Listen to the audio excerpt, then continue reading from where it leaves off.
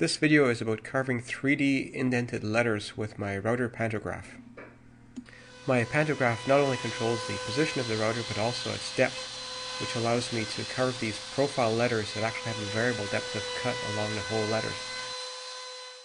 The way the pantograph works is I have a conical follower which follows the grooves in the template and a V-bit that is the same shape as my conical follower. Now, if I have a wider gap in my template, as you can see here, then the conical follower can dip deeper into that template, which will tilt the whole pantograph forward, and that in turn will drive the V-shaped cutter deeper into my stock, which will make for a deeper, wider cut.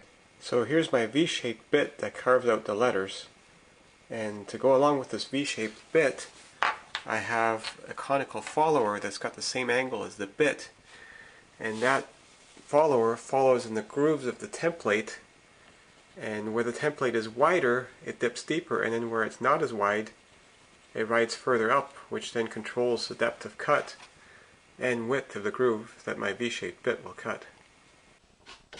To make the templates, I start with letter shapes that I printed using my online stencil generator, and I glue those onto pieces of 1/2-inch plywood. Before cutting them out, I drill some holes in some of the corners, which will make it much easier to turn around with the bandsaw blade. And then I separate them into individual letters on a table saw. And then I cut the letters out on the bandsaw. It's quite okay to just make a cut from the outside into the letter because I don't actually have to follow that extra cut that I made.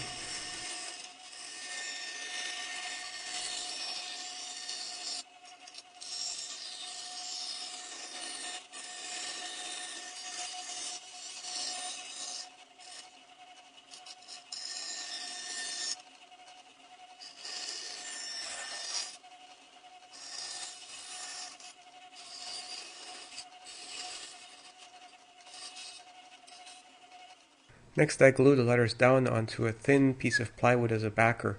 This is important to hold the template together as well as to support the inside bits of letters like D or A.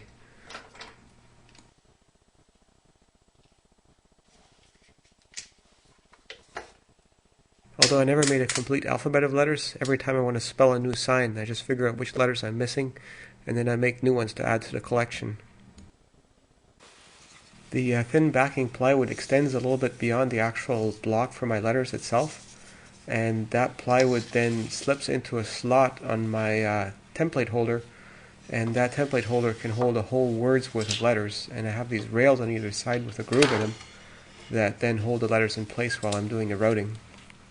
Now I need a follower for my template that's the same shape as my V cutting router bit. So I made a conical follower by just holding a hand blade to a spinning piece of wood in my drill press. I could have used a lathe, but I don't have the right kind of chuck for it. I added a pin to the tip of my follower cone. That way I don't end up accidentally slipping out of my template groove when I get to the end of a thin line.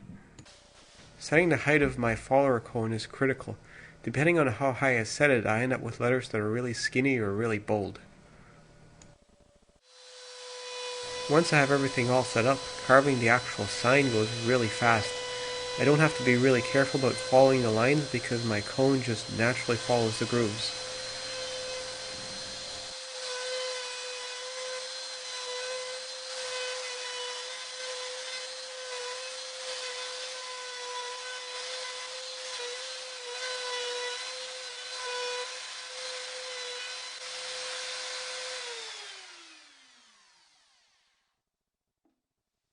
So here's a relatively deep cut sign using the 1/2 scale on my pantograph.